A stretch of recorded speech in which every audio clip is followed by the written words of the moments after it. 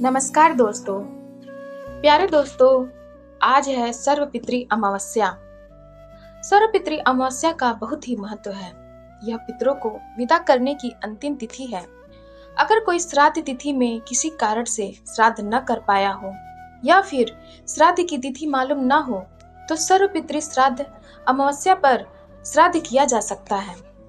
तब प्यारे श्रोतागण, चलिए सुनते हैं सर्वपितृ अमावस्या की यह कथा। देवताओं के पितृगण अग्निस्वात जो सोमपथ लोक में निवास करते हैं, उनकी मानसी कन्या अछोदा नाम की एक नदी के रूप में अवस्थित हुई। मत्स्य पुराण में अछोदा सरोवर और अछोदा नदी का जिक्र मिलता है, जो कि कश्मीर में स्थित। अछोदा नाम तेषां तु मानसी कन्या नदी अछोदम नाम च सरः पितृभिः निर्मितम पुरा अछोदा तु तपस्क्रे दिव्यम वर्ष सहस्त्रकम। एक बार अछोदा ने 1000 वर्ष तक तपस्या की, जिससे प्रसन्न होकर देवताओं के पितृगण अग्निस्वात और बहिर्स्पद अपने अग्नि पितृगण अमावासु के साथ अछोदा के वरदान देने के लिए आश्विन अमावस्या के दिन उपस्थित हुए। उन्होंने अछोदा से कहा कि हे पुत्री, हम सभी तुम्हारी तपस्या से अति प्रसन्न हैं, इसलिए जो चाहो वर मांग लो। लेकिन अछोदा ने अपने पितरों की तरफ ध्यान नहीं दिया और वह अति तेजस्वी पितृ अमावसु को अपलक निहारती रही। पितरों के बार बार कहने पर उसने कहा, हे भगवान, क्या आप मुझे सचमुच वरदान देना चाहते हैं?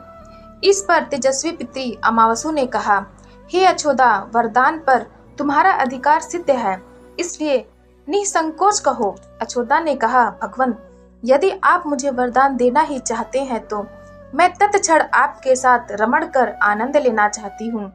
अछोदा के इस तरह कहे जाने पर सभी पितृ क्रोधित हो गए। उन्होंने अछोदा को श्राप दिया कि वह पितृलोक से पतित होकर पृथ्वी लोक पर जाएगी। पितरों के इस तरह श्राप दिए जाने पर अछोदा पितरों के पैरों में गिरकर रोने लगी। इस पर पितरों को दया आ गई। उन्होंने कहा कि अछोदा, तुम पतित योनि में श्राप मिलने के कारण मत्स्य कन्या के रूप में जन्म लोगी। पितरों ने आगे कहा कि भगवान ब्रह्मा के वंशज महर्षि पराशर तुम्हें पति के रूप में प्राप्त होंगे। तुम्हारे गर्भ से भगवान व्यास जन्म लेंगे।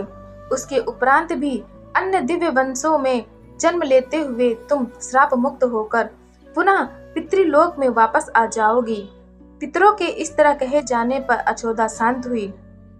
अमावसु के ब्रह्मचर्य और धैर्य की सभी पितरों ने सराहना की एवं वरदान दिया कि यह अमावस्या की तिथि अमावसु के नाम से जानी जाएगी। जो प्राणी किसी भी दिन श्राद्ध न कर पाए, वह केवल अमावस्या के दिन श्राद्ध तर्पण करके सभी बीते 14 दिनों का पुण्य प्राप्त करते हुए अपने पितरों को तृप्त कर सकते हैं।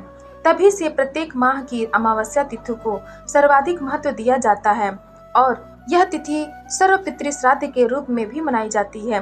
उसी पाप के प्रायश्चित हेतु कालांतर में यही अछोदा महर्षि पराशर की पत्नी एवं वेद व्यास की माता सत्यवती बनी थी।